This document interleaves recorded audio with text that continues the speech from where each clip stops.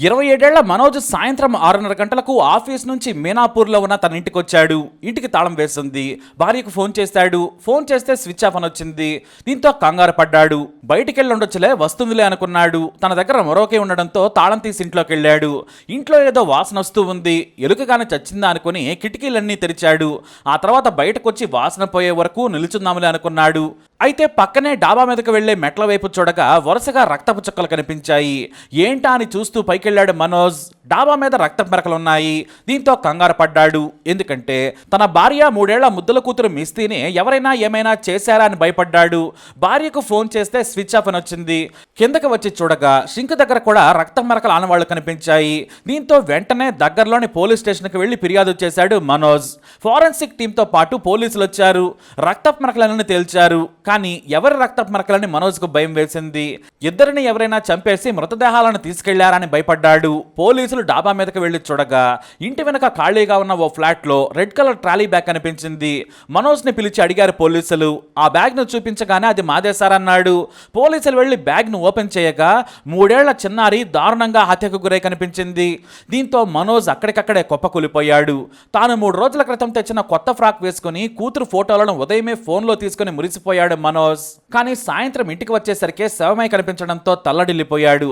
ప్రతిరోజు ఆఫీస్ నుంచి ఇంటికి వస్తుంటే డోర్ దగ్గర నవ్వుతో ఎదురు చూసే తన బంగారు తల్లి ఇక లేదా అని రోధించాడు. కానీ నా కూతురిని ఎవరు చంపారు, నా భార్యకు కూడా ఏమైందా అని టెన్షన్ పడ్డాడు. దీంతో పోలీసులు అతన్ని ఓదార్చారు. మేము మీ భార్య ఆచూకీ కనిపెడతామని చెప్పారు. అయితే అప్పుడే బాంబు లాంటి ఓ విషయం చెప్పారు పోలీసులు.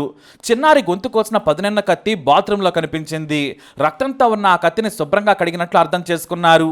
మరైతే ఎవరు చంపారు? ఇదే మిస్టరీ. పోలీసులు మనోజ్ భార్య కాజల్ ఫోన్కు ఎంత ట్రై చేసినా కూడా కనెక్ట్ కాలేదు. పక్కింటి మహిళకు మాత్రం నేను మా మేనత్ ఇంటికి వెళుతున్నానని చెప్పింది. అది కూడా ఆమె బయటకు వెళుతున్న సందర్భంలో సదరు మహిళ ఎదురు కావడంతో చెప్పారామె. అలాగే ఆ సమయంలో చిన్నారి మిస్తీని కూడా తను చూడలేదని చెప్పడంతో పోలీసులకి కొంతమేర క్లారిటీ వచ్చింది. కాజల్ ఎక్కడ ఉందో తెలియడం లేదు. బంధువులు ఎవరో తమ దగ్గరకు రాలేదని చెప్పారు. చివరకు ఆమె కాల్ డేటా తీశారు పోలీసులు. సరిగ్గా ఆ రోజు సాయంత్రం 11 కాల్స్ ఓ వ్యక్తికి చేసినట్లు పోలీసులు గుర్తించారు. దీంతో స్పెషల్ ఇన్వెస్టిగేషన్ టీం ఎంక్వైరీ చేసింది. ఆ నంబర్కి కాజల్ తరచూ మాట్లాడిన ఫోన్ నంబర్ అని గుర్తించారు. అతని ఫోన్ యాక్టివ్గానే ఉంది. అయితే ఇంతలో కాజల్ ఫోన్ ఆన్ ఆఫ్ కావడంతో మీనాపూర్ ప్రాంతంలోని సెల్ టవర్లో ఉన్న లొకేషన్ను గుర్తించారు. చివరిగా కాజల్ ఫోన్ ఓ లొకేషన్ చూపించింది. అదే ప్రాంతంలో ఆమె తరచూ మాట్లాడిన యువకుడి ఫోన్ నంబర్ కూడా యాక్టివ్గా ఉంది. పోలీసులు మరునాడు ఉదయం 6 గంటలకే ఫోన్ లొకేషన్ ఆధారంగా ఓ ఇంటి తలుపు కొట్టారు. మఫ్తీలో ఉన్న పోలీసులను చూసి ఆ యువకుడు ఎవరు కావాలని అడిగాడు. కాజల్ కావాలన్నారు పోలీసులు. కాజల్తో మీకేం పని అన్నాడు. కాజల్ మాకు దగ్గర బంధువు, ఓసారి పిలుస్తావా అన్నారు. గాఢ నిద్రలో ఉన్న కాజల్ను నిద్రలేపి బయటకు తీసుకొచ్చాడు. కాజల్ బయటకు రాగానే పోలీసులు తమ ఐడి కార్డు చూపించారు. మీ పాపను చంపినందుకు మిమ్మల్ని అరెస్ట్ చేస్తున్నామన్నారు. అంతే, కాజల్ కామ్గా పోలీసులకు లొంగిపోయింది. సరాసరి పోలీస్ స్టేషన్కు కాజల్ను ఆమె ప్రియుడిని తీసుకెళ్లిపోయారు పోలీసులు. పాపను ఇద్దరు ఎందుకు చంపారని ప్రశ్నించారు. కాజల్ ప్రియుడు మాత్రం అసలు కాజల్ పాప చనిపోయిందన్న విషయమే నాకు తెలియదు, తన భర్త దగ్గర వదిలేసి వచ్చానని నాకు చెప్పిందని చెప్పాడు. అసలేం జరిగిందని పోలీసులు విచారించారు. మనోజ్ని పెళ్లి చేసుకున్న తర్వాత మీనాపూర్కి వచ్చింది కాజల్. ఆ సమయంలోనే ఆమెకు తన మాజీ కాలేజ్ ప్రియుడు కలిశాడు. అంతే, వాళ్ళిద్దరూ మళ్ళీ దగ్గరయ్యారు. వాస్తవానికి ఇద్దరూ పెళ్లి చేసుకోవాలనుకున్నా కూడా కులాలు వేరు కావడంతో తమ పెద్దలు ఒప్పుకోరని పెళ్లి చేసుకోలేదు. అయితే పెళ్లి తర్వాత కాజల్ గర్భవతి అయింది. పాప పుట్టిన తర్వాత మళ్ళీ తన ప్రియుడితో సంబంధాన్ని కొనసాగించింది. భర్త మనోజ్ బయటకు వెళ్ళగానే తమ బంధువుల దగ్గరకు వెళుతున్నానని ప్రియుడి దగ్గరికి వెళ్ళిపోయేది. లేదంటే ప్రియుడిని ఇంటికి పిలిపించుకుని ఎంజాయ్ చేసేది. మరోవైపు తన కూతురు మిస్తీ అంటే కాజల్ భర్త మనోజ్కి ప్రాణం. తన భార్య ఎలాంటి పనికి మాలనదని ఏనాడు కూడా అనుమానించలేదు. అయితే చివరకు కాజల్ ఆమె ప్రియుడు కలిసి జీవించాలనుకున్నారు. ఇటు ఆమె ప్రియుడు కూడా తనతో వచ్చేయమన్నాడు. అయితే ఓ షరతు పెట్టాడు. నీ కూతురిని మాత్రం నీ భర్త దగ్గరే వదిలేసి రావాలి. నీ కూతురుతో వస్తానంటే మాత్రం నేను నిన్ను పెళ్లి చేసుకోనని చెప్పాడు. దీంతో ఆమె కన్ఫ్యూజ్ అయిపోయింది. తన కూతురిని భర్త దగ్గర వదిలేయాలా, లేదంటే ఎక్కడైనా అనాథాశ్రమంలో విడిచి వెళ్లాలా అని చాలా రోజులు ఆలోచించింది. కానీ ఆమె భర్త దగ్గర కూతురిని వదిలేయొద్దని మాత్రం డిసైడ్ అయిపోయింది. ఎందుకంటే భర్త కూతురుని చూసుకొని చాలా సంతోషంగా ఉంటాడు. అది ఆమెకు నచ్చలేదు. తాను లేచిపోతే భర్త కూడా బాధపడాలి. అది జరగాలంటే కూతురిని భర్తకు దక్కనివ్వద్దనుకుంది. ఆ సమయంలోనే తనకిష్టమైన క్రైమ్ పెట్రోల్ చూస్తూ ఉంది. అప్పుడే ఓ నిజమైన హత్యను సినిమాటిక్గా చెబుతూ చూపిస్తున్నారు. సరిగ్గా అదే ప్లాన్ను అమలు చేయాలనుకుంది కాజల్.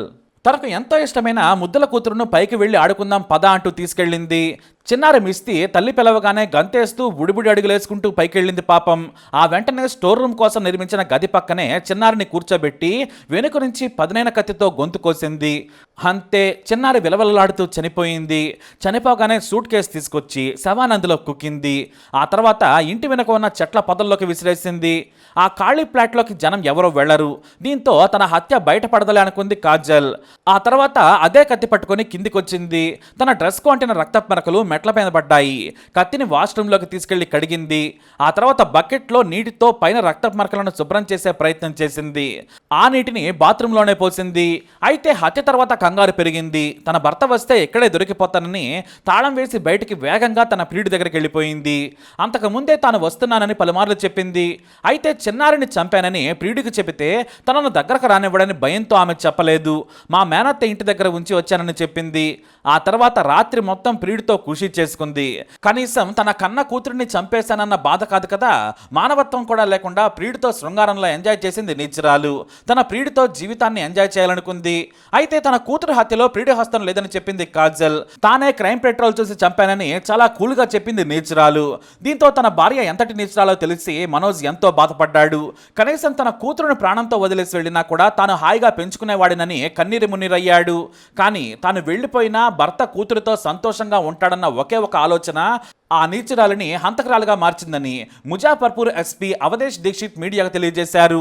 స్పెషల్ టీం ఇంకా విచారణ చేస్తుంది.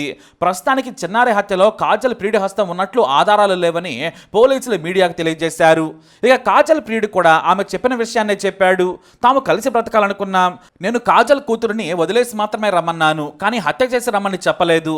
ఆమె హత్య చేసి వచ్చానని కూడా చెప్పినా నేను ఇంట్లో కూడా రాణించేవాడని కాదని పోలీసులకు చెప్పాడు ఆమె ప్రియుడు. ఆమె భర్త ఇంట్లో చిన్నారిని వదిలేసి వస్తానని చెప్పింది. ఆ తర్వాత మేనత్త ఇంట్లో దిగబెట్టి వచ్చాను.